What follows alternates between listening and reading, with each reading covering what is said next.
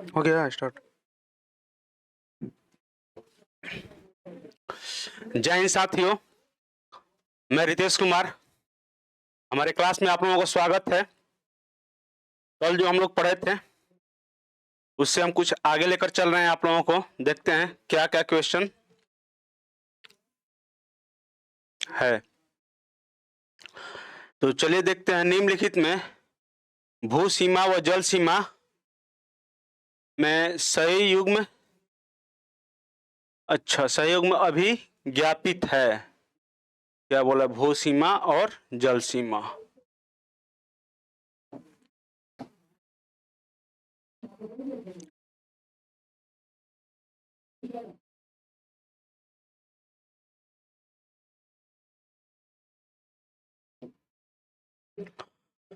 ये हमारा बोल रहा है क्वेश्चन आप लोगों के लिए कि भारत की भू सीमा जो है, स्थलीय सीमा और तटीय सीमा कौन कौन कितना कितना किलोमीटर है, और इसमें दोनों एक मतलब कि दोनों को एक ही ऑप्शन में दिया है, आप लोगों को चूज करना है। तो 12,200, फिर उधर दिया है जल भू सीमा में 12,200, जल सीमा में क्या दिया है? 7216 किलोमीटर। 7216 नहीं, 7516 है। तो चलिए इसको तो हम काट देते हैं। 7516 इसमें है, इसमें नहीं है, इसमें भी नहीं है। और चलिए देखते हैं 15,200 स्थलीय सीमा है। तो 15,200 स्थलीय सीमा है, ये दोनों हमारा मिल गया। इसका आंसर बी होगा। क्या होगा इसका आंसर? चलिए बी होगा, ठीक है। और एक बात बताइए आप लोगों को, ये तो पुराना आंकड़ा के अनुसार दिया है, ये 1970 के अनुसार ये आंकड़ा है, ठीक है। अब हम लोग देखते हैं कि 2023-24 के अनुसार 2023-2024 के अनुसार देखिए इसमें के अनुसार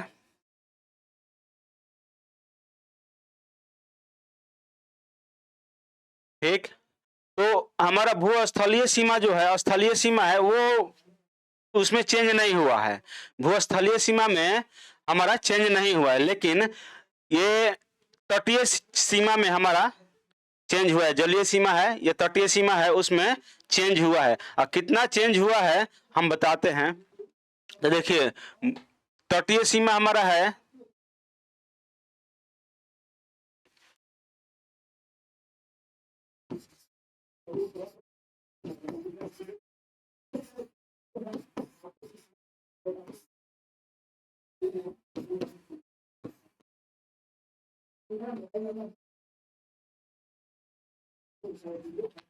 इतना है हमारा तटीय सीमा, इतना है हमारा तटीय सीमा, ठीक है। नया जो हमारा तटीय सीमा 2023 के अनुसार 23-24 के अनुसार हमारा है 11,098.81, मतलब कि 8 किलोमीटर, ये हमारा तटीय सीमा, ठीक।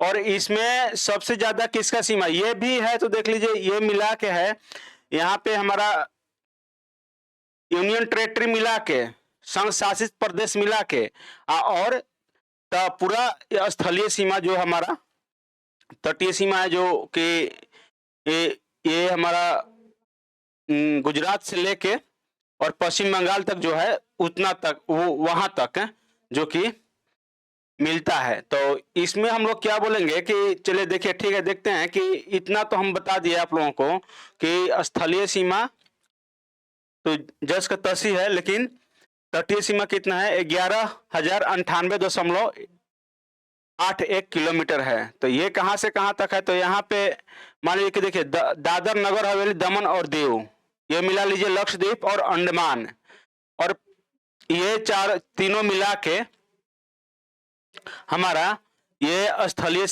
तटीय सीमा इतना 11,098.81 किलोमीटर पड़ता है। तो अब ये क्या बोल रहा है कि अब दोनों को मिला दिया जाए। अब देखिए कभी कभी क्वेश्चन क्या आता है कि स्थलीय सीमा और तटीय सीमा की कुल दूरी कितनी है। तो हम यहाँ पे 15,000 जोड़ देंगे, 15,200 जोड़ देते हैं, तो ये हो जाएगा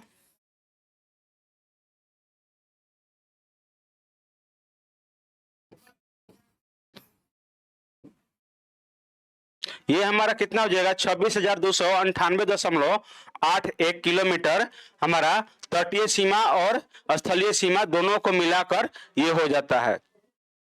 और कल के क्वेश्चन में आप लोगों को बताए हैं कि सिर्फ तटीय सीमा कितना है, हमारा मुख्य भूमि का तटीय सीमा कितना है, वो आप लोगों के लिए है कि आप लोग कमेंट बॉक्स में हमको बताइएगा। ठीक, अब चलिए ठीक है, नेक्स्ट क्वेश्चन देखते हैं। नेक्स्ट क्वेश्चन में क्या बोल रहा है। भारत में पहली टेलीफोन सेवा प्रारंभ हुई थी। तो भारत में पहली टेलीफोन सेवा कहाँ प्रारंभ हुई थी? तो ये हो गया कोलकाता में आप लोगों को प्रारंभ हुई थी। और कोलकाता में कहाँ हुआ था, नहीं कब हुआ था? तो 1881 में, ये 1881 में प्रारंभ हुआ था। और ये कोलकाता में प्रारंभ हुआ, तो ये कौन सी कंपनी ने प्रारंभ किया था? ये कौन सी? ओरिएंटल टेलीफोन कंपनी थी, एक टेलीफोन कंपनी थी। ये कौन सी कंपनी थी? तो कंपनी का नाम था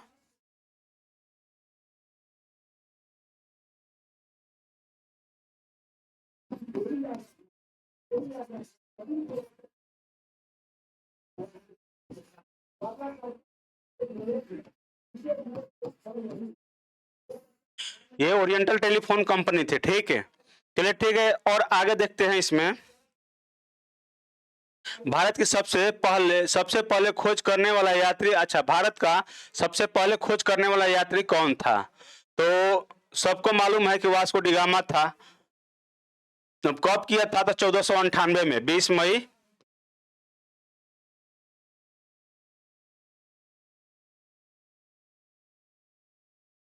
1498 में किया था।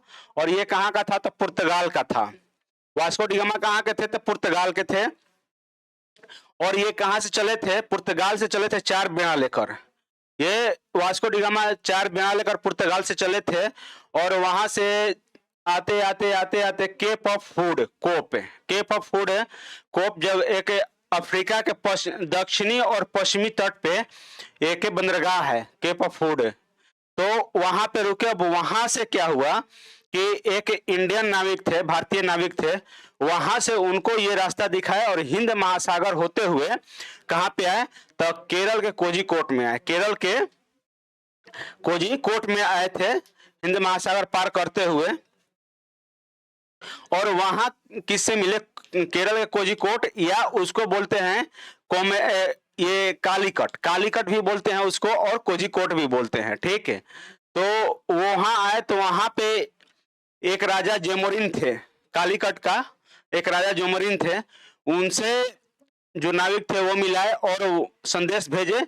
और जोमोरिन ने इनको स्वागत किए, बुलाए अपने महल में और बोले कि क्या बात है, आप यहाँ तक आए, आपके लिए स्वागत है, आपका स्वागत है, अब बताइए हम आपके क्या सेवा कर सकते हैं? तो वो बोले कि सरकार, हम आपके यहाँ आए हैं एक पैगाम लेकर कि आप हमारे साथ एक व्यापार कीजिए। तो बोले कि कौन सा व्यापार करें आपके साथ? तो उस समय केरल में सबसे ज्यादा खेती होती थी काली मिर्च की।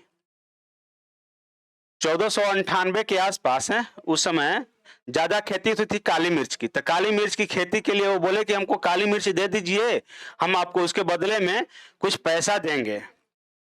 बोले कि ठीक है, चलिए कोई दिक्कत नहीं, हम आपके साथ है, आप कितना देंगे? तो जो काली मिर्च का भाव था वहां चल रहा था उतना वो पैसा दिया और ले जाकर फिर अफ्रीका में अपना, नहीं सॉरी, यूरोप में अपना ये बिजनेस किए। कालीकट वास्को डी गामा गए, वहां से फिर वापस यूरोप, और यूरोप में जाके इसका बिजनेस किए। तो इनको जितना में लिए थे उससे दोगुना फायदा हुआ। कितना? तो दोगुना। जैसे कि 100 रुपया के ले गए होंगे, उस समय की 100 रुपया सोच रहे हैं कितना होगा? 1498 की बात बता रहे हैं, आज की बात नहीं बता रहे हैं, 1498 की बात बता रहे हैं। उस समय कितना होगा? 1498 में 100 रुपया की कीमत आप लोग खुद कीमत ये लगा सकते हैं, उसके कीमत लगा सकते हैं कि कितना होगा। तो उस समय मान लीजिए कि 100 रुपया के वो ले गए होंगे, तो यहाँ से 100 रुपया तो यहाँ पे दिए इंडिया में, भारत में, और वहां पे ले गए तो सीधे 200, 250, 300, मतलब कि उनको फायदा दोगुना का तिगुना हुआ। तो इसके चलते वो 2-3 बार बार बार वो मतलब कि आए और यहाँ से केरल से केरल के कोझिकोड से काली मिर्च का बिजनेस उसी समय से अच्छा व्यापार चलने लगा भारत और यूरोप का। तो ये कहानी था आप लोगों को वास्को डी गामा की। चलिए ठीक है, ये तो आप लोगों को बताए, लेकिन अब बताइए कि अमेरिका की खोज किसने की थी? अमेरिका की खोज कोलंबस ने किए थे। कब किए थे? तो 1492 में, 1492 में किए थे। देखिए अब ज्यादा डिफरेंट नहीं है अमेरिका और इंडिया का, मात्र 6 बरिस ही बड़ा है अमेरिका हमारे से, हमसे, भारत से 6 बरिस ही बड़ा है अमेरिका, ज्यादा बड़ा नहीं है। चलिए ठीक, और नेक्स्ट क्वेश्चन देखते हैं इसमें। बिहार का एक बिहार अच्छा वो ठीक है, बिहार एक पिछड़ा राज्य है। थोड़ा सा टाइपिंग में गलती हो गया है यहाँ पे। बिहार एक पिछड़ा राज्य है, ये कथन है और तर्क है। यहाँ के विकसित विकास स्तर में क्षेत्रीय भिन्नता है। चलिए ठीक है, दोनों दोनों कथन सही है, दोनों कथन इसका सही है। कैसे सही है हम आप लोगों को बता रहे हैं। चलिए ठीक है, बिहार एक पिछड़ा क्षेत्र है या राज्य है। बिहार एक सही में आज के भी डेट में 2025 में भी बिहार हमारा पिछड़ा राज्य है। उस पर गवर्नमेंट को थोड़ा सा ध्यान देना चाहिए कि उसको बढ़ाने के लिए हम लोग क्या क्या योजना ला सकते हैं, क्या क्या आगे उसको बढ़ा सकते हैं, कैसे बढ़ा सकते हैं। तो ठीक, और यहाँ के विकास स्तर में क्षेत्रीय भिन्नता है। हाँ, क्षेत्रीय भिन्नता है। देखिए पहला नंबर क्षेत्रीय भिन्नता ये है कि वहाँ पहला नंबर तो शिक्षा बहुत कम है। स्त्री और पुरुष की साक्षरता दर बहुत कम है और सब भिन्न भिन्न भिन्न भी है, दोनों भी भिन्न है। शिक्षा स्त्री और पुरुष का बहुत पीछे भी है और भिन्न है, मतलब कि कम कम कम तो बोलेंगे ही उसको। स्त्री और पुरुष का शिक्षा में मतलब क्या बोलेंगे उसको, तो साक्षरता दर बोलते हैं। साक्षरता दर में पीछे है बिहार।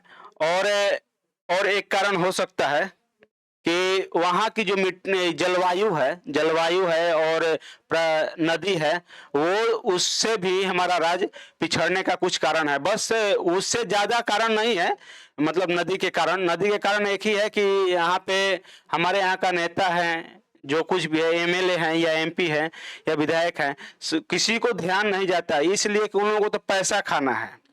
जितना पैसा मिले, मान लीजिए कि बाढ़ को हम रोक देते हैं तो पैसा केंद्र सरकार से आएगा नहीं, हमको मिलेगा नहीं।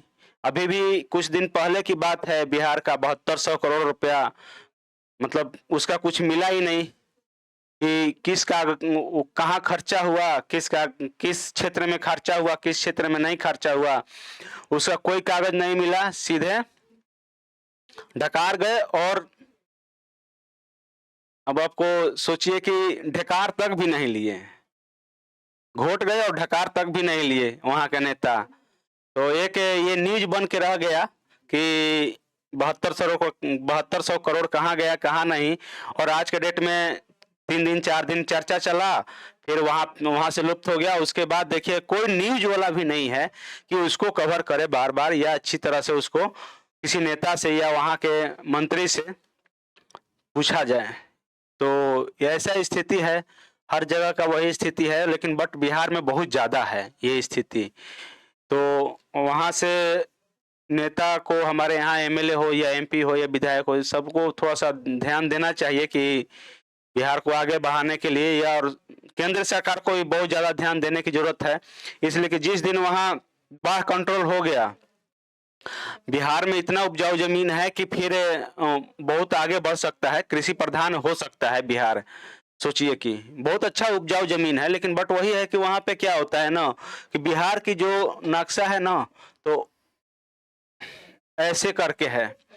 ये मतलब चंद्रकार अर्ध चंद्रकार बोलिए, चाहे जैसे जो कुछ ही बोलिए इसको, या अर्ध वृत्ताकार ऐसे है। जैसे कि पानी यहाँ से नदी आएगी ना, तो सीधे ऐसे आएगी और यहाँ पे गिर जाएगी। नदी यहाँ से चलेगी तो यहाँ गिरेगी, और यहाँ से भी चलेगी तो नदी यहाँ पे गिरेगी। तो होता क्या है इसमें कि दोनों तरफ से नदियां मिल रही है,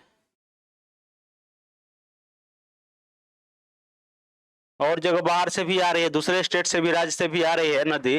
तो इस क्षेत्र में तो सोचिए कि बहुत सारी नदियां मिल रही है ऊपर में, और इस साइड में ऊपर में नदी बहुत ज्यादा मिले। तो होता क्या है कि यहाँ पे बाढ़ की स्थिति यहीं से स्टार्ट हो जाता है। मतलब कि जैसे बक्सर पार किए, बिहार में एंट्री किए, तो बक्सर के बाद भोजपुर, भोजपुर के बाद पटना, और पटना के बाद बाढ़ की स्थिति बहुत बहुत हो जाती है ज्यादा। इधर कोसी भी है, गंडक भी है, बूढ़ी गंडक भी है। तो ये सब तो नेपाल उपाल से आ रही है नदी, नेपाल से। तो गवर्नमेंट, केंद्र सरकार को तो भाई वहाँ चाहिए कि हाँ, अदर अदर कंट्री से हम सम्मिलित करके वहाँ पे एक योजना बनाकर वहाँ पे बांध बनाया जाए, ताकि बहुत सारा पानी का जो है खेती के पर्पसली यूज किया जाए। तो वो हमारे बिहार के लिए बहुत बहुत अति सुंदर होता, और कृषि भी बहुत अच्छी होती, वहाँ पे पैदावार भी बहुत अच्छा होता। लेकिन बट क्या करें, किसी को उस पर ध्यान नहीं है। तो इसके चलते हम लोग कह ही सकते हैं, गवर्नमेंट को यहाँ से इंफॉर्मेशन पहुंचा सकते हैं, बट ध्यान देना ना देना अब तो गवर्नमेंट के हाथ में है। तो ये हमारा आप लोगों का तर्क रहा और कथन भी रहा। चलिए ठीक, भारत के किस द्वीप का उद्गम ज्वालामुखी, अच्छा, किस, भारत के किस द्वीप का उद्गम ज्वालामुखी है? तो ये है अंडमान निकोबार में, बैरन द्वीप है। अंडमान निकोबार में एक बैरन द्वीप है, वहां पे बैरन द्वीप पे के पास दो ज्वालामुखी है। तो दो ज्वालामुखी के कारण वहां पे क्या होता है कि दो, एक नारकोंडम ज्वालामुखी है और एक है बैरन बैरन ज्वालामुखी, और दोनों अलग अलग डिस्ट्रिक्ट भी है वहाँ का, अंडमान निकोबार का। तो हम आप लोगों को मैप के थ्रू दिखाएंगे इसको कि बैरन द्वीप ये सक्रिय ज्वालामुखी है। देखिए अंडमान निकोबार में दो ज्वालामुखी है, बैरन ज्वालामुखी, और एक है, एक कौन सा है, नारकोंडम।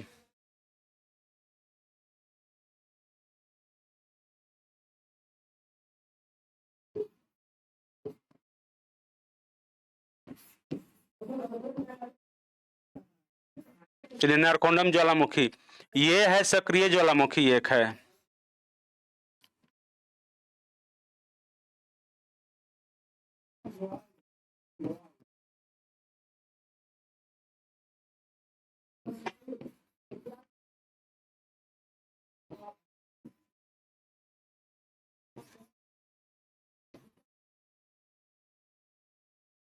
ये सुषुप्त ज्वालामुखी है।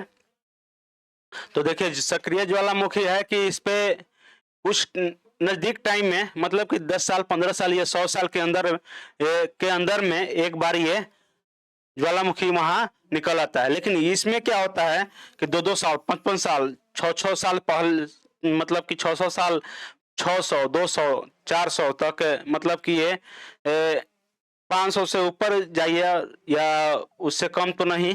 तो उसमें कभी कभी क्या होता है कि थोड़ा थोड़ा करके फूटते रहता है ज्वालामुखी, ज्यादा ऊपर तक नहीं जाता है, न ज्यादा ब्लास्ट भी करता है, लेकिन ये थोड़ा थोड़ा करके सुसुप्त होता है। जैसे कि आग को देखे होंगे कि सुसुप्त होते रहता है, जल कभी कभी ज्यादा जलेगा तो पूरा अंजोर लाइट कर देगा, और कभी कभी वो बुझने लगता है। तो उस टाइम का फिगर देखिए और चित्र देखिए, और जब जलता है उस समय का, तो जो बुझने लगता है तो उसी को सुषुप्त ज्वालामुखी कहते हैं, उस टाइम का है। तो इसमें कोई ज्यादा उछाल नहीं है, मतलब कि ये, लेकिन ये एनी टाइम करते रहता है कुछ कुछ दिनों के बाद।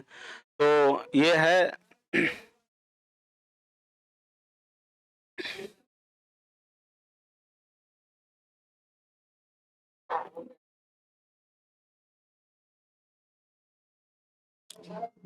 तो चलिए देखते हैं, भारत के निम्नांकित राज्यों में भौगोलिक क्षेत्र के घटते क्रम में लगाइए। ठीक है, तो आप लोगों को देखना है कि भारत के निम्नांकित क्षेत्र, निम्नांकित राज्यों को उनके भौगोलिक क्षेत्र के घटते क्रम में लगाइए। घटते क्रम बोल रहा है यानी आरोही क्रम बोल रहा है, आरोही क्रम। कभी कभी ये वर्ड यूज करने के लिए यूज कर देगा आप लोगों को, और नहीं तो कभी कभी एक अवरोही क्रम बोल देगा।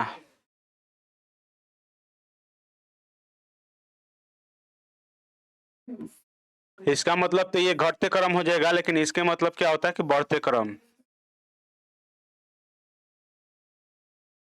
क्या होगा इसका, तो बढ़ते क्रम कभी कभी हो जाता है। तो चलिए देखते हैं क्या है। टाइपिंग वाला को बोलना पड़ेगा।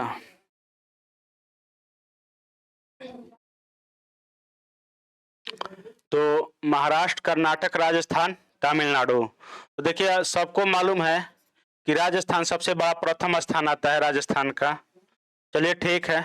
उसके बाद राजस्थान के बाद आ जाता है आप लोगों को कौन सा, तो मध्य प्रदेश। मध्य प्रदेश आ जाएगा। मध्य प्रदेश के बाद आ जाएगा आप लोगों को महाराष्ट्र। तीसरा नंबर पर महाराष्ट्र पड़ता है। चौथा नंबर पे पड़ता है उत्तर प्रदेश। तो इसमें तीसरा नंबर पे न मध्य प्रदेश है न चौथा नंबर पे उत्तर प्रदेश है। तो दूसरा नंबर पर क्या हो जाएगा, ये महाराष्ट्र हो जाएगा। और देखिए तमिलनाडु और कर्नाटक है। तो तमिलनाडु से क्षेत्र ज्यादा है कर्नाटक का, तो ये तीसरा नंबर पे हो जाएगा। और ये चौथा नंबर पे हो जाएगा। तो क्या हुआ, 1 2 मतलब 3 1 2 4, 3 1 2 4 किसमें है, 3 1 4, 3 1, ये नहीं है, ये भी नहीं है, 3 1 2 4 ये रहा आंसर आप लोगों का। चलिए ठीक, नेक्स्ट क्वेश्चन देखते हैं। और देखिए और लिख लेते हैं इसमें 5 सबसे बड़ी राज्य लिख लेते हैं।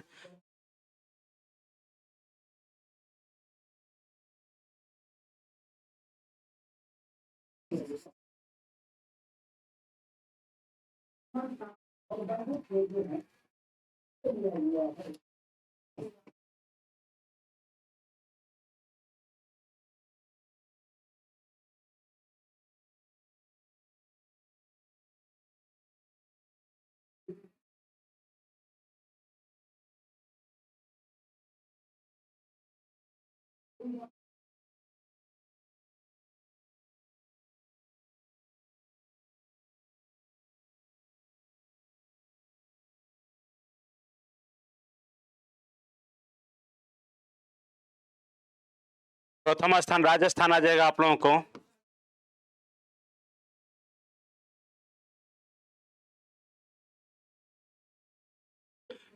मध्य प्रदेश आ जाएगा।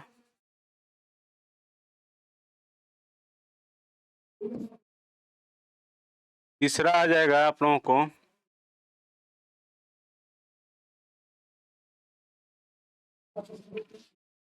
उत्तर प्रदेश।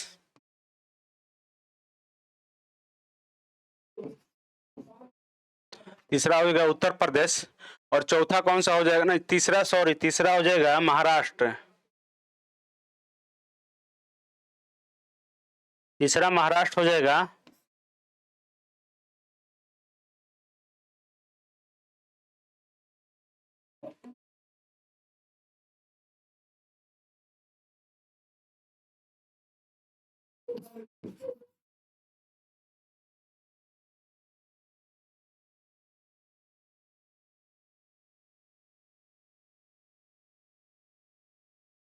पांचवा कौन सा हो जाएगा आप लोगों को, गुजरात।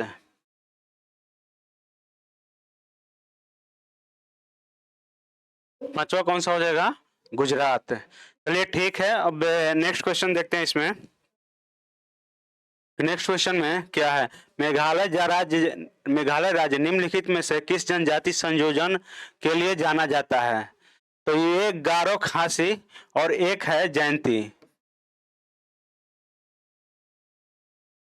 ये तीनों जो है, तीनों जनजाति है, ये मेघालय राज्य में पाई जाती है। ठीक है। और ये तीनों जनजाति का एक खास विशेषता है कि ये मतलब कि ये जनजाति मातृसत्तात्मक है।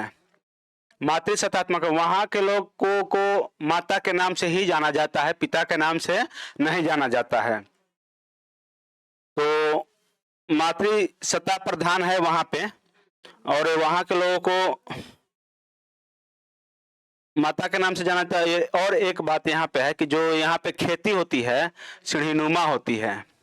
कौन सी होती है, इसलिए कि पहाड़ है ना, पहाड़ी क्षेत्र में जाइएगा, जितना भी पहाड़ी क्षेत्र में जाइएगा ना, कहीं पे भी, चाहे ये आप लोग झारखंड चले जाइए, मध्य प्रदेश चले जाइए, या पूर्वी घाट पे चले जाइए, पश्चिमी घाट पे चले जाइए, कहीं पे भी जाइएगा तो वहां पे खेती सीढ़ी नुमा होता है। खेती क्या, घर भी बनता है ना तो सीढ़ी नुमा ही बनता है। और दूसरी दूसरी ये कारण दूसरी बात ये है यहाँ पे कि यहाँ के लोग जो भी खेती करते हैं तो उस खेती का नाम क्या है, वहाँ पे झूमिंग खेती करते हैं। वहाँ पे लोग झूमिंग खेती करते हैं। और झूमिंग खेती क्या होता है, तो करीब करीब क्या होता है कि यहाँ जिससे कि सीढ़ी नुमा है, तो यहाँ से यहाँ तक जंगल काट दिए लोग। यहाँ से यहाँ तक जो भी जंगल है, तो ये जंगल को काट देते हैं लोग, ठीक है। ये लोग जंगल को काट देंगे और काट के यहाँ से हटा देंगे, जला देंगे और यहीं पे खेती करेंगे। काट देंगे, काट के छोड़ देंगे, फिर यहाँ पे खेती करेंगे। 3 साल 2 साल 3 साल तक करेंगे, 3 साल या 4 साल तक भी करेंगे। फिर यहाँ के भूमि जब उपजाऊ खत्म हो जाएगा, उर्वरता खत्म हो जाएगा जमीन में, तो क्या करेंगे कि फिर यहाँ से हट जाएंगे और 5-6 साल के लिए फिर यहाँ पे इसको ऐसे ही परती छोड़ देंगे। फिर आगे बढ़ेंगे, तो फिर यहाँ से यहाँ तक आगे बढ़ेंगे, फिर यहाँ का जंगल काटेंगे, यहाँ का जंगल काटेंगे, फिर यहाँ का जंगल काटेंगे, तो फिर यहाँ का जंगल काट के अब फिर यहाँ पे खेती करेंगे। तो ये इस चीज को झूमिंग खेती कहते हैं। तो ये क्या करेंगे कि यहाँ से काटेंगे, जंगल काट के खेती करेंगे 3 साल 4 साल तक, और फिर उसको परती छोड़ देंगे 5-6 साल के लिए। और उसके बाद फिर दूसरे जगह स्थानांतरित होंगे। और यहाँ स्थानांतरित होने के बाद फिर इसको यहाँ पे खेती करेंगे, और फिर यहाँ से 2-3 साल करेंगे, फिर दूसरे जगह जाएंगे। तो इसको बोलते हैं झूमिंग खेती। नेक्स्ट क्वेश्चन देखते हैं। सुमिलित करना है कि राज्य है और जनजाति है, राज्य है और जनजाति है। तो आप लोगों को जनजाति और राज्य को सुमिलित करना है। क्या आएगा इसमें देखते हैं। तो अरुणाचल प्रदेश में कौन सी जनजाति है, तड़ाफला है। उसके बाद जम्मू कश्मीर में कौन सा है, केरल, अच्छा हाँ जम्मू कश्मीर हाँ गोरा होगा, यहाँ पे गोरा होगा और गद्दी होगा जम्मू कश्मीर में। और पश्चिम बंगाल में क्या होगा, असुर, बिहोर, लेप्चा और कोरवा कोरवा होगा। और केरल में क्या होगा, आदियन, कमार, कोडाकापू। तो आप लोग मिलाइए क्या है, 1 के 3 2 के 4, 1 के 3 2 के 4, सी नंबर आ गया। और 3 के 2 4 के 1, चलिए ठीक मिल गया ये। और देखिए एक करेवा मिट्टी होता है जम्मू कश्मीर में,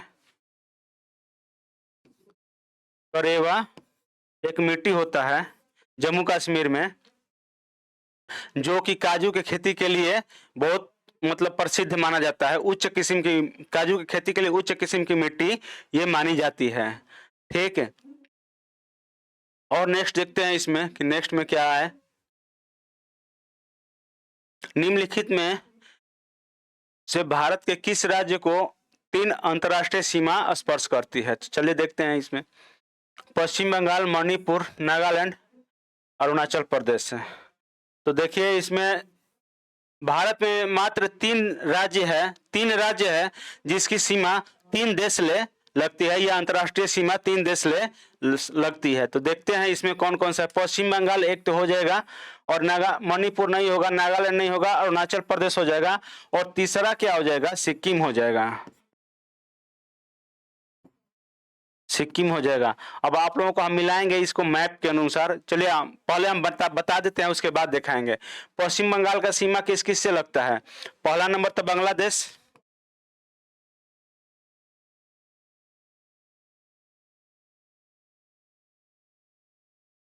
बांग्लादेश से लगता है। दूसरा नंबर किससे लगता है, ये नेपाल से लगता है।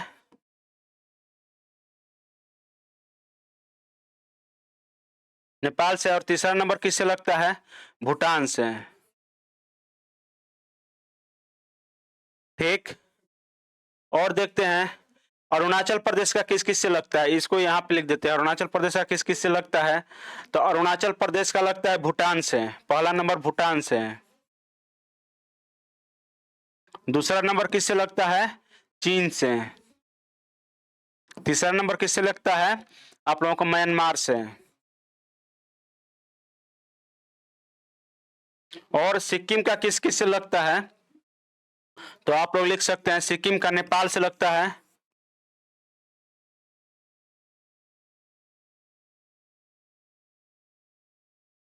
नेपाल। दूसरा नंबर किससे लगता है? चीन। तीसरा नंबर किससे लगता है? भूटान। यदि आप लोगों को मैप द्वारा देखना है तो आप आइए हम आप लोगों को मैप थ्रू दिखाते हैं।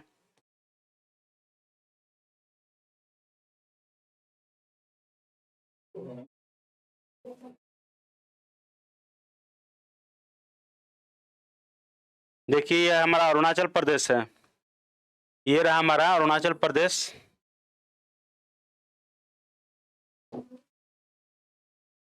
देखिए किस किस से लगता है। पहला नंबर भूटान से लगा एक, यहाँ चीन चीन है तो चीन का तिब्बत से लगा दो, और ये रहा म्यांमार तीसरा नंबर। चलिए ठीक है। और देखते हैं बांग्लादेश का सीमा, ये बांग्लादेश हो गया आप लोगों को। तो ये नहीं सॉरी पश्चिम बंगाल हो गया। पश्चिम बंगाल का सीमा एक बांग्लादेश लग गया। यहाँ पे लग गया आप लोगों को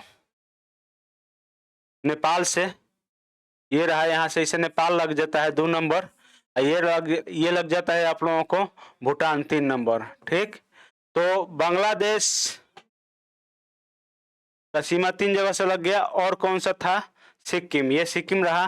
तो इधर नेपाल से लगा, इधर भूटान से लगा और इधर चीन से लगा। आप लोगों को ये बताए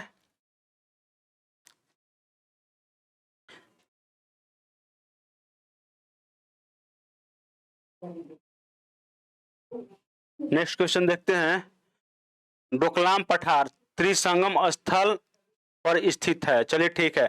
डोकलाम पठार है किस किस देश के त्रिसंगम स्थल, किस किस देश के त्रिसंगम स्थल है? डोकलाम पठार एक त्रिसंगम स्थल है कि एक जंक्शन है डोकलाम पठार। तो त्रिसंगम स्थल जहाँ के तीनों का मिलान बिंदु होता है। तो किस किस का है डोकलाम पठार? देखिए 2017 में नोकझोंक हुआ था जो हमारे भारतीय सेना द्वारा और चीन सेना द्वारा, उसका कुछ कहानी हम आप लोगों को बताएंगे। तो देखिए इसमें कौन कौन सा है। भारत चीन, भारत म्यांमार चीन ये नहीं है, म्यांमार नहीं है, भारत चीन और पाकिस्तान भी नहीं है, बांग्लादेश म्यांमार और भारत भी नहीं है, भारत चीन और ये भूटान है।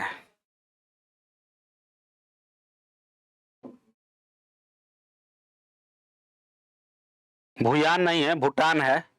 तो भूटान, तो ये जो डोकलाम सीमा है हमारे, तो भूटान के हो जिला है एक और भारत का सिक्किम जिला, दोनों के बीच में स्थित है। तो उसमें क्या हुआ था कि वहां पे डोकलाम में चीन ने क्या किया था 2017 में कि वहां पे अपना रोड बना रहा था डोकलाम में। वो बोल रहा था कि ये हमारा क्षेत्र है, हम यहाँ पे रोड बनाएंगे। तो फिर क्या हुआ कि भूटान ने इसका विरोध किया। तो भूटान ने विरोध किया तो वहां पे भूटान में अपना वहां पे सैन्य नहीं है। अभी भी वहां पे आज के भी डेट में भारत का ही सेना एयरफोर्स रहती है, भारत का ही एयरफोर्स वहां पे रहती है।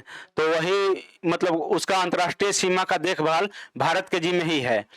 और वहां से यदि वो नीचे उतरता तो हम लोग को सिलीगुड़ी कॉरिडोर है, वहां से हम लोगों को दिक्कत हो सकता था। कभी भी वो मतलब आगे भविष्य में चल के युद्ध हुआ तो सिलीगुड़ी कॉरिडोर है वो कट सकता था। तो इसके चलते भारत आगे तत्पर आया और वहां पे अंतर्राष्ट्रीय सीमा का जिम्मा तो भारत का ही है। तो हमारा भारतीय सेना जो थे वहां पे तत्पर थे। तो उसमें क्या हो कि बिहार रेजिमेंट था, सिख रेजिमेंट था और जाट रेजिमेंट था, तीनों थे। तो वो रातों रात वहां पे अटैक कर दिए उन लोगों पे कि नहीं, रोड बनाने से तो हम लोग मना कर ही दिए थे। जहां रोड बन रहा था वहां पे हमारे जाके सैनिक डटकर खड़े हो कि इससे आगे रोड नहीं बनेगा चाहे कुछ भी हो जाए। तुम कुछ भी कर लो, इससे आगे रोड नहीं बनेगा। तो भारतीय सैनिक ने डट कर सामना किया। उसके बाद क्या हुआ कि रातों में वो लोग कुछ दिन में तो पीछे हट गए। रात में क्या किए कि रात में एक समझौता के अनुसार, पहले तो एक समझौता हुआ था, उसमें हम ना आपके ऊपर गोली चलाएंगे ना आप मेरे ऊपर गोली चलाइएगा, डोकलाम विवाद में।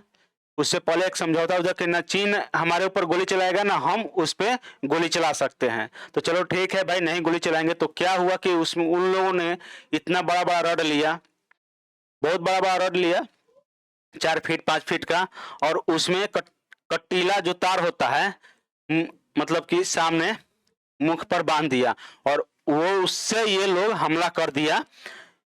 ये उससे हमारे भारतीय सैनिकों पे हमला कर दिया था। हमला करने के बाद क्या हुआ कि ये हमारे भारतीय सैनिक भी कहाँ कम थे, हमारे भारतीय सैनिक भी कहाँ कम थे।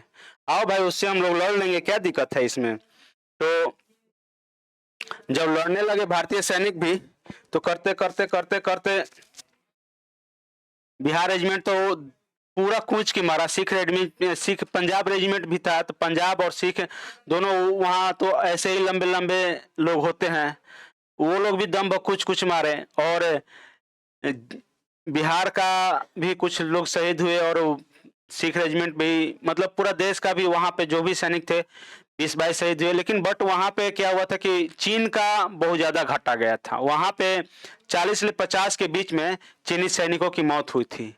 मेरे पास सोचिए कि हमारे पास कुछ नहीं था, उन्हीं लोग का जो लठ लाया था, तो उन्हीं लोग का लठ छीन के उन्हीं लोग को दम बकुचा गया। और पूछा ही नहीं गया, मौत के घाट भी उतारा गया। जाओ भाई, इसमें कौन सी बड़ी बात है, जब हमारे नहीं हो सका तो हम तुम्हारे क्यों होंगे। जब ये समझौता में तुम भी नहीं माने तो हम क्यों माने। चलो ठीक है, जैसे तुम लड़ोगे वैसे ही लड़ेंगे। तो वो तो अचानक हमला हुआ था, हमारे भारतीय सैनिक को तो मालूम ही नहीं था कि हाँ भाई वो लोग लठ में ला रहे हैं कुछ बांध कर कटीला तार या जो कुछ भी। वो तो अचानक हमला कर दिया। अचानक हमला करने के बाद फिर कुछ तो घटा जाएगा ही। अब पहले से तैयार होके बोलते थे कि हम लोग आ रहे हैं, तो भाई आओ ना, सामना सामनी लड़के देख लो एक बार। 4-4 फीट का तो चूहा लेखा होता ही है वहां का सैनिक है, उसमें दम थोड़े ना है। सब क्या खाता है, पिज्जा पिज्जा बर्गर खा के, चाउमीन मोमोज खा के रहता है, तो वो लोग उसमें जान है। आओ लड़के दिखाओ, सामना सामनी लड़के दिखाओ, उसके बाद तुमको बताते हैं कि क्या होता है। तो भी हमारे भारतीय सैनिक बहुत डट के सामना किए और बहुत सारा नुकसान पहुंचाया चाइना को। फिर उसके बाद क्या हुआ कि 2017 में अगस्त में इसका 73 दिन करीब करीब ये समझौता चला था। 73 दिन के बाद बताया गया कि कुछ, मतलब कि दोनों जगह का सैनिक जो है, दोनों देश का सैनिक अपने अपने स्थान पे पीछे हटेंगे। तो फिर उसके बाद से अभी डोकलाम का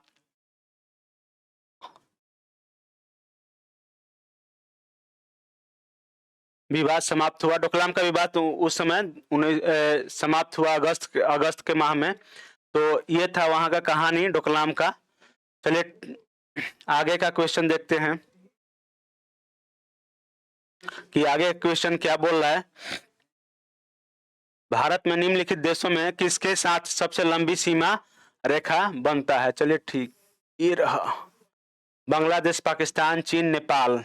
हमारा बांग्लादेश के साथ है 40-96 किलोमीटर सबसे लंबी सीमा बनाता है। हमारे बांग्लादेश के साथ सबसे लंबी सीमा कितना बनाता है, 4096 किलोमीटर हमारा बांग्लादेश की सीमा भारत की सीमा से लगता है। आप लोगों को दिखाएंगे, पहले उसका मैप तो दिखाया नहीं। चलिए नेक्स्ट कभी क्लास में डोकलाम पे विवाद होगा तो हम लोग उस डोकलाम का सीन देखेंगे, कहाँ डोकलाम है। आइए दिखा देते हैं आप लोगों को डोकलाम कहाँ पे है।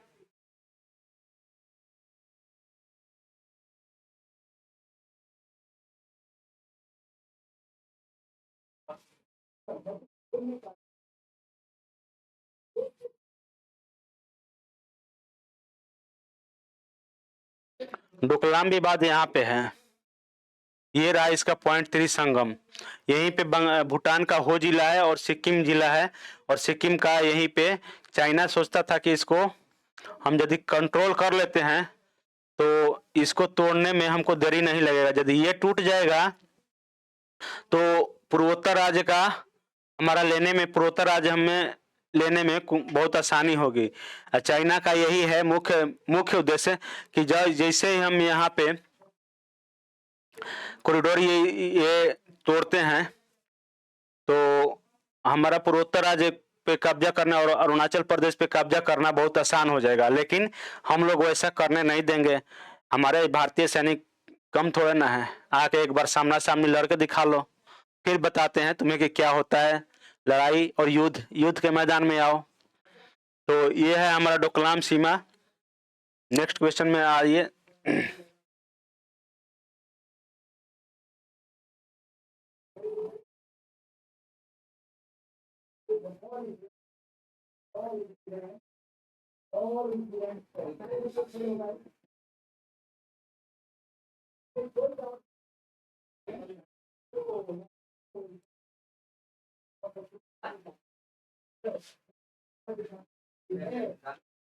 चलिए ठीक है, देखते हैं निम्नलिखित राज्यों में कौन सा भारत म्यांमार सीमा में अवस्थित नहीं है। ठीक है, ये भारत म्यांमार सीमा में अवस्थित नहीं है। तो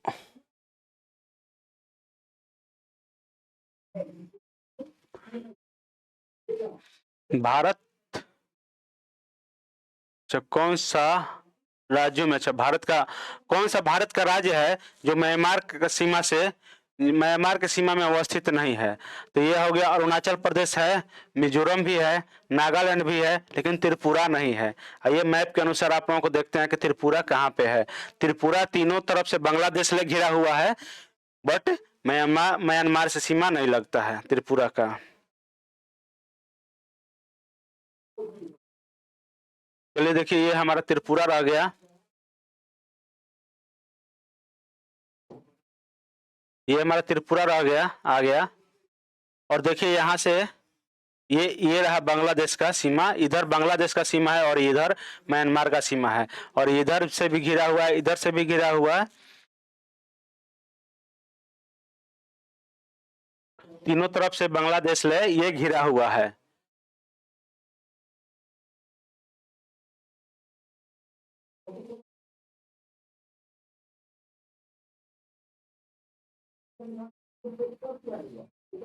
ये क्या हो गया? यार,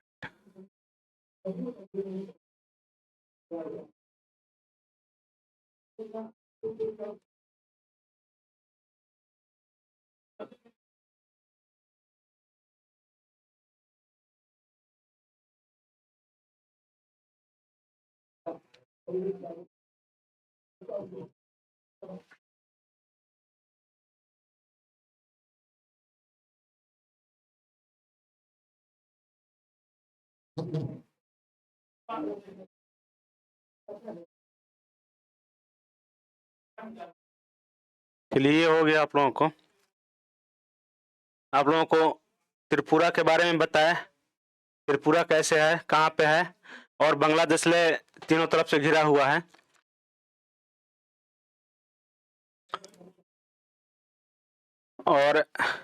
और कुछ राज्य हैं जो कि अच्छा देखिए, बांग्लादेश ले कितने सटे राज्य हैं ये आप लोग बताइए कि बांग्लादेश ले कितना राज्य हमारा लगता है। भारत का कितना राज्य लगता है? तो भारत का 5 राज्य लगता है बांग्लादेश ले। भारत का 5 राज्य लगता है बांग्लादेश ले।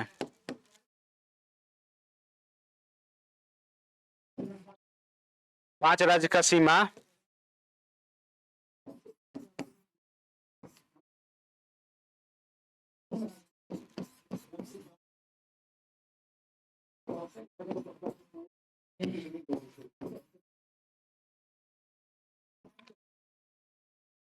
चलिए ठीक है, देखते हैं कौन कौन सा है बांग्लादेश ले।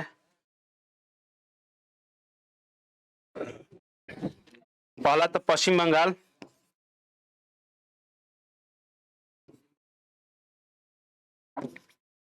दूसरा कौन सा लग जाएगा आप लोगों को? दूसरा कौन सा लग जाएगा? असम। तीसरा कौन सा है? तीसरा में मेघालय,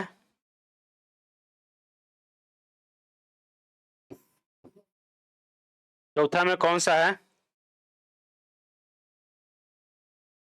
ये पश्चिम बंगाल, असम, मेघालय। अच्छा हाँ, असम हो गया चौथा में, और चौथा में हाँ ये हो गया, फिर हो गया त्रिपुरा,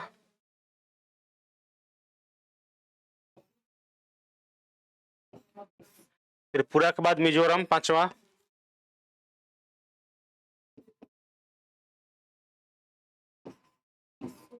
ये 5 राज्य हमारे बांग्लादेश से सीमा बनाते हैं आप लोगों के लिए। चलिए ठीक, नेक्स्ट क्वेश्चन देखते हैं। नेक्स्ट क्वेश्चन में क्या है कि अच्छा चलिए इस पे और कुछ देखते हैं कि अच्छा इसको देखते हैं पहले, उसके बाद देखते हैं डुरंड रेखा। डुरंड रेखा निम्नलिखित देशों में कि मतलब कि किन देश को अलग करती है, किन्हें अलग करती है? तो हमारा भारत और पाकिस्तान का ये रेखा है। और कुछ अंतर्राष्ट्रीय सीमा रेखा देखते हैं।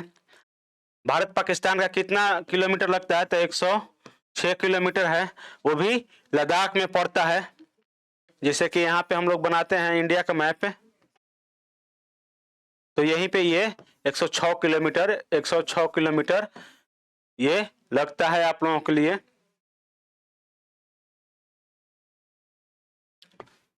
एक 106 किलोमीटर यहीं पे ये लगता है। चलिए और देखते हैं कि इसमें कुछ इंटरनेशनल सीमा रेखा देखते हैं कि इंटरनेशनल सीमा रेखा कौन कौन सा लगता है। तो देखिए एक 49 डिग्री समांतर रेखा है, 49 डिग्री, 49 डिग्री समांतर, 49वीं समांतर रेखा बोले इसको, 49वीं समांतर रेखा।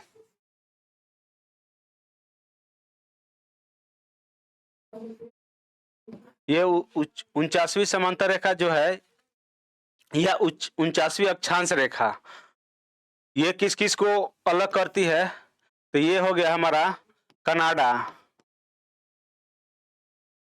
और यूएसए, ठीक। और कौन सी है? 17वीं, 17वीं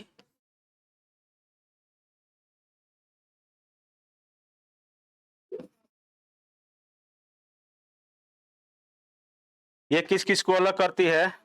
तो ये 17वीं हमारे अलग करती है दक्षिणी ताइवान और उत्तरी ताइवान को अलग करता है। किसको किसको?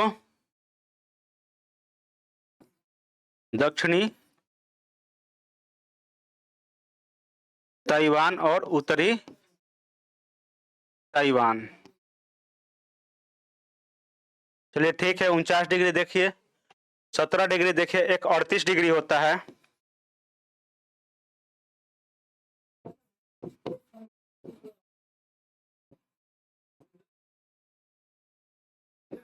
ये किसको किसको? उत्तरी कोरिया, किम जोन,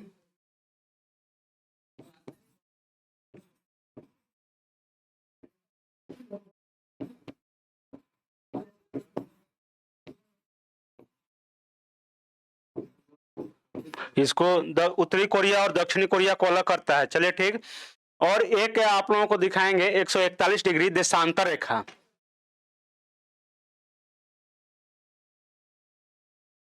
एक 141 डिग्री देशांतर रेखा,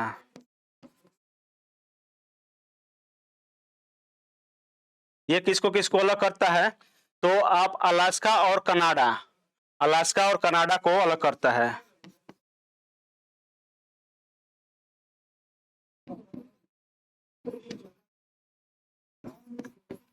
अलास्का और कनाडा को अलग करता है। नेक्स्ट क्वेश्चन देखते हैं। इसमें भारत के कुल क्षेत्रफल कितना % सूखाग्रस्त? 68% है, 68% है। बाकी कितना हो जाएगा? 32% में मतलब कि भूमि है जो कि हमारा खेती हो सकता है। चलिए ठीक, नेक्स्ट क्वेश्चन देखते हैं। 2005 के अनुसार भारतीय राज्यों मिजोरम में वर्ना का क्षेत्र सबसे ज्यादा है। अच्छा, वह ये वन का है, ये वन का क्षेत्रफल है कि वन का क्षेत्रफल का सबसे ज्यादा है, या किस राज्य में वनों का क्षेत्रफल सबसे कम है? 2005 में भारतीय राज्यों में मिजोरम वन का क्षेत्रफल सबसे ज्यादा है, ठीक है। मिजोरम का आज भी क्षेत्रफल सबसे ज्यादा है, मतलब घनत्व ज्यादा है। और क्षेत्रफल के अनुसार नहीं बोल सकते हैं, घनत्व के अनुसार बोलेंगे। इसी के क्षेत्रफल में तो सबसे ज्यादा एमपी है आज भी। और सबसे कम वनों का क्षेत्रफल कम किसका घनत्व है, क्षेत्र घनत्व वनों का घनत्व सबसे कहाँ कम है, तो हरियाणा में है। ठीक, नेक्स्ट क्वेश्चन देखते हैं इसमें। निम्न निम्न में कौन सा क्षेत्र शुष्क क्षेत्र के अंतर्गत आता है। अच्छा चलिए, ये तो हम लोग कल करा दिए थे, ये हम लोग कल करा दिए थे। और कुछ कल वाला 5 क्वेश्चन है, देखते हैं।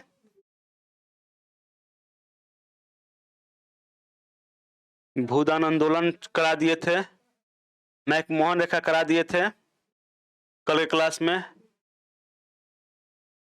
ये भी करा दिए थे। नहीं, ये करा दिए थे गिलगिट बल्टिस्तान वाला, भारत पाकिस्तान का। और कौन सी गुफा, अच्छा चलिए ठीक है, ये देखना था हम लोगों को, कौन सी गुफा महाराष्ट्र में नहीं है। अजंता की गुफा, एलोवेरा की गुफा, अमरनाथ की गुफा और एलिफेंटा की गुफा। देखिए ये अमरनाथ की गुफा J&K में है, समझ गए कहाँ है, जम्मू कश्मीर में है अमरनाथ की गुफा। लेकिन ये तीनों है, ये तीनों है, ये महाराष्ट्र में पड़ता है, ठीक है। और एलिफेंटा कहाँ पड़ता है, एलिफेंटा का गुफा कहाँ पड़ता है, तो हमारा महाराष्ट्र के मुंबई जो है, मुंबई क्षेत्र है, मुंबई से 12 किलोमीटर दूर जाएंगे। क्या बोल 12 किलोमीटर दूर यदि समुद्र रास्ता से जाएंगे तो 12 से 14 किलोमीटर दूर पड़ता है एलिफेंटा की गुफा। वहां पे भगवान बुद्ध और शंकर जी का भी मूर्ति है, वो बहुत पुराना है। और वहां पे 2 तोपे हैं उस समय के अनुसार, 1917 के अनुसार वहां पे लगाया गया था 2 तोपे, कि अपना मुंबई पे कोई बाहरी आक्रमण ना कर दे समुद्री क्षेत्र से। तो यहाँ पे है 12 किलोमीटर मुंबई से दूरी है। और ये अजंता की गुफा, एलोवेरा की गुफा और अजंता की गुफा। देखिए इसमें क्या होता है कि अजंता की गुफा,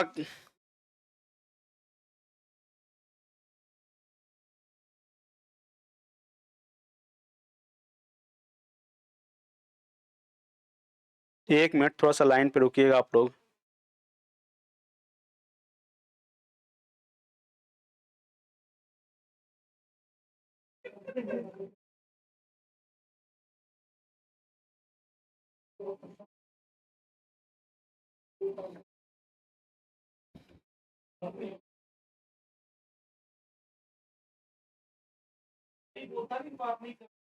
चलिए देखते हैं अजंता की गुफा और एलोवेरा की गुफा का कुछ। अमरनाथ गुफा तो बताएं, ये अमरनाथ गुफा कहाँ पे है, तो आप लोगों को जम्मू कश्मीर में है। अजंता की गुफा कहाँ है, तो ये औरंगाबाद जिला में पड़ता है और महाराष्ट्र के। और ये बौद्ध धर्म के लिए प्रसिद्ध है, ये बौद्ध धर्म के लिए भी प्रसिद्ध है अजंता की गुफा। नहीं, बौद्ध धर्म के लिए ये नहीं प्रसिद्ध है, एलोवेरा की गुफा प्रसिद्ध है। चलिए ठीक है, इसको देखते हैं कि इसे 30 चट्टान से, अजंता की गुफा जो है 30 चट्टानों को काट कर बनाया गया है, ठीक ना। ये कब बनाया गया था, तो दूसरी से 6ठी शताब्दी ईसा पूर्व में बनाया, ईसा पूर्व में बनाया गया था ये, कि न कि ईसवी में बनाया गया था, ईसवी में नहीं, ईसा पूर्व में, दूसरा से 6ठा शताब्दी ईसा पूर्व में बनाया गया था ये। चलिए ठीक। और देखते हैं एलोवेरा की और एलिफेंटा की गुफा। ये भी एलोवेरा और एलिफेंटा की गुफा जो बनाया गया था, राष्ट्रकूट का जो ये साम्राज्य था राष्ट्रकूटों का, उस समय बनाया गया था। एलोवेरा की गुफा में क्या है कि 34 गो गुफा है वहां पे।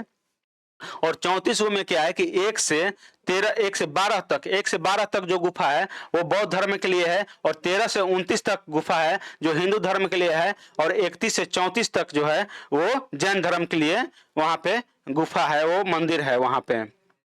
तो ये आप लोगों को कंफर्म किए। नेक्स्ट क्वेश्चन देखते हैं कि निम्नलिखित में कौन सी द्वीप है भारत और श्रीलंका के मध्य स्थित है, तो रामेश्वर है, यहीं पे रामेश्वर द्वीप है। और ये 2 पाक जल डमरू और मन्नार की खाड़ी दोनों वहीं पे स्थित है। पाक जल डमरू जो अलग करता है भारत और श्रीलंका को, और बंगाल की खाड़ी और हिंद महासागर को जोड़ता है। और वहीं पे रामेश्वर द्वीप जो है। तो अब नेक्स्ट क्वेश्चन देखते हैं इसमें कि नेक्स्ट क्वेश्चन क्या है।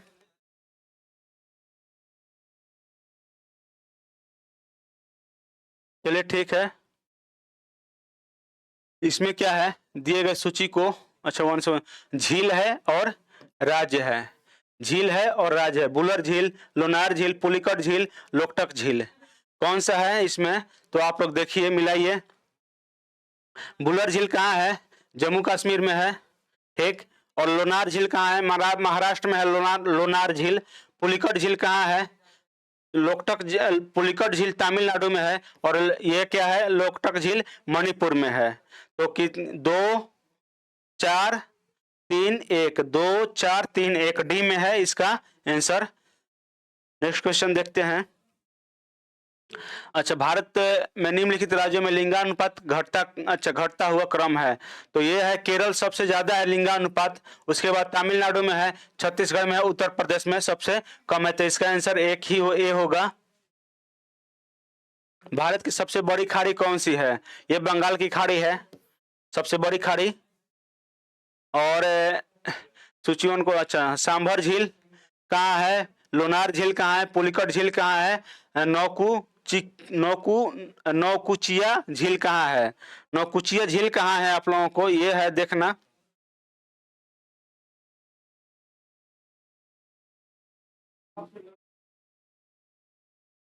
नौकुचिया झील कहाँ है?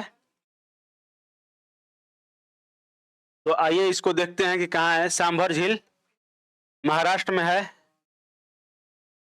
ना, राजस्थान में है सांभर झील। और लोनार झील महाराष्ट्र में है। पुलिकट झील नौ तमिलनाडु में है। नौकुचिया मतलब कि उत्तराखंड में है नौकुचिया। तो सांभर राजस्थान। 3 4 1 2, 3 4 1 2, इसका भी डी आंसर होगा। चलिए 27 28 देखते हैं क्वेश्चन नंबर। दक्षिण गंगोत्री, अच्छा हाँ, दक्षिण गंगोत्री क्या है? देखिए अंटार्कटिका में स्थित एक भारतीय वैज्ञानिक अनुसंधानों की संस्थान है। यहाँ पे दक्षिणी गंगोत्री प्रथम संस्था है जो कि आज अंटार्कटिका महाद्वीप जो है, मैप के अनुसार हम लोग देखते हैं।